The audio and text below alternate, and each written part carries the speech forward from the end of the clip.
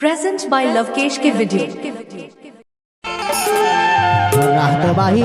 बाही बाबू हर जामन 12 नंबर एक बोतल थाने के पहुंच बाही बाबू हर जामन 12 नंबर एक बोतल थाने के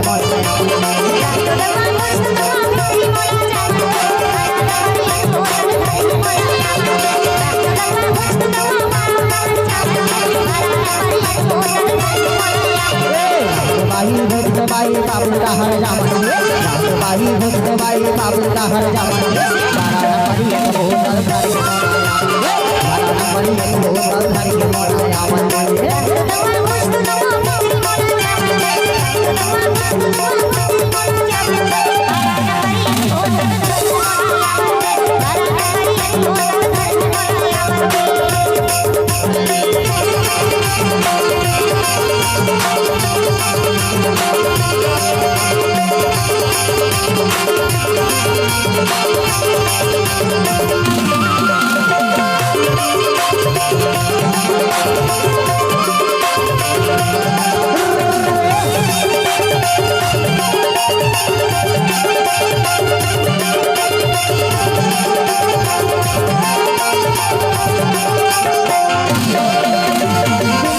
नंबर एक बोतल थाने के 12 नंबर एक बोतल थाने के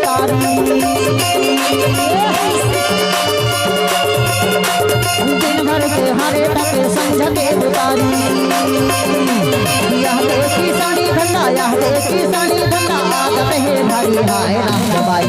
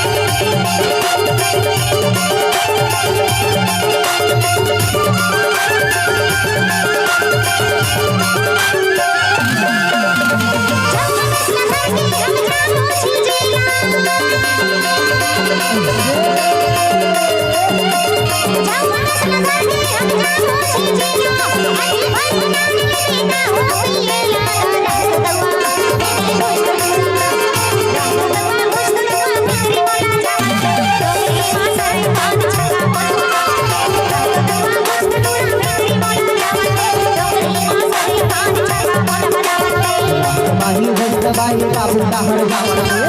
नंबर एक बोतल थाने के बाई बाबू हर जामन 12 नंबर एक बोतल थाने